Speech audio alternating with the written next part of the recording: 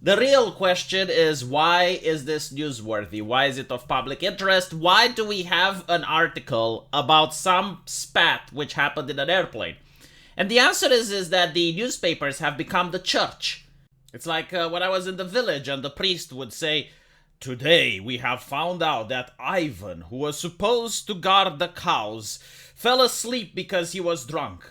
The cows then ran onto the field of Marianne and destroyed his crops. This is what drinking does to you people. This is why you need to stop drinking or the Lord shall smite thee." But now it's like, this young man did not want to sit next to an obese person. He is fat phobic and we will come after his job and we will get him fired so he lives on social benefits. He should not get a job in this society ever again, writes The Independent.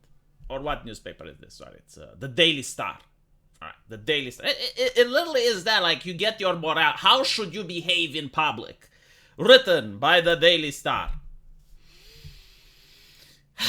The moral busybodies in the media, right? Like telling you how to live your life, micro-analyzing every little spat that happened in the world. And okay, let's look at this. So apparently this happened on Reddit, where a teenager, has been labeled fat phobic, right? After complaining about sitting next to an obese man. Describe obese. Like, what are we talking about? Because there's different levels. Like, obese like myself? Obese like my father? Obese like when it's a massive corporeal manifestation that is taking over the plane like the blob from a horror movie? Like, what exactly are we talking about? Because it's important, right? Now, many people would say, well, a fat person doesn't have to justify his existence. Like, no, it doesn't. But the airplane company, right, like the corporation which you're defending, does have to justify why the money you spent on your seat, which is pretty expensive, by the way, does not offer you the same enjoyment as another passenger.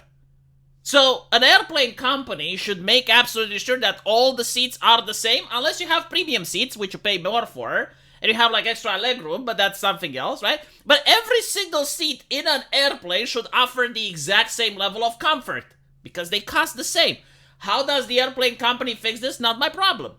You know, maybe you have special seats designed for people who take up more than one, or maybe you put the person to pay for 2 seats. That is not my problem. If I pay for a service, is it wrong of me to demand that I get the exact same comfort as everyone else? So, according to this teenager, the person next to him was occupying his space. Yeah, I would say that is not fat phobic, that is simply him not wanting to have his space occupied in a 12-hour flight. And it's not the fault of the chubby individual either, right? It's not his fault. It's the airplane company fault, the corporation. That's who do you blame, right? But of course, we're going to blame the individual, right? Like, sure. And this is what wokeness does. It's a corporate-friendly ideology, which is why they promote it, right? It's like, why should the airplane company make any adjustments? They don't want to.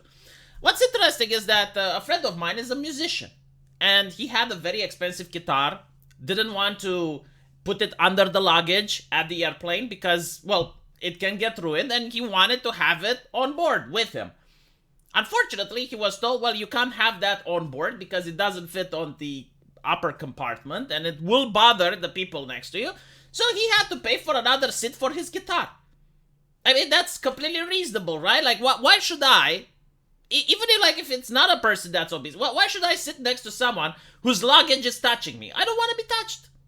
Is that absurd? Is that abnormal? Like, no, I do not want to be touched when I'm in a 12-hour trip. And I'm not, in exchange, I'm not touching other people. I make sure that the luggage I have is not inconveniencing someone. I make sure that what I do isn't causing a ruckus, right? So I'm not going to bring on a radio and set it to max. I'm not going to talk loudly. I'm not going to do anything that disturbs the people around me. Is this a bad ideology to live under? Like not wanting to disturb the people around you? And of course, if I have a certain issue, like let's say I broke my foot and I have to wear a cast.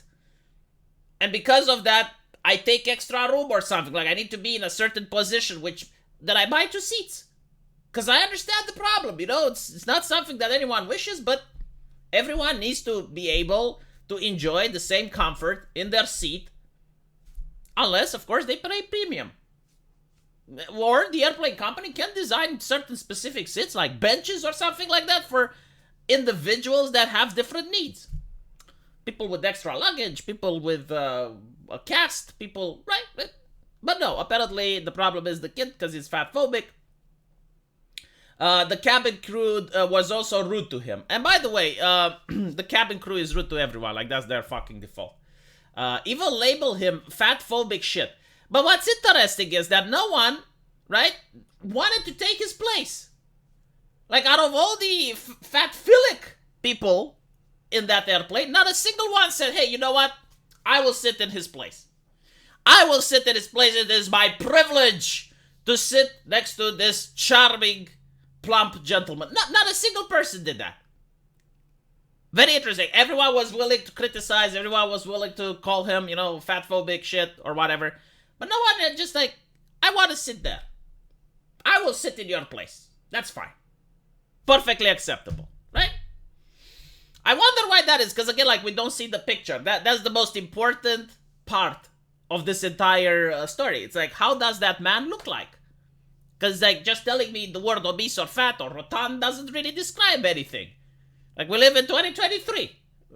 Rotund can mean many things.